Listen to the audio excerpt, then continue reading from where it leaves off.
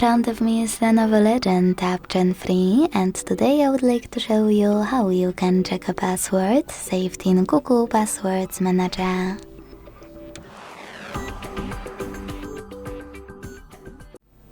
Begin by opening Settings and scrolling all the way down.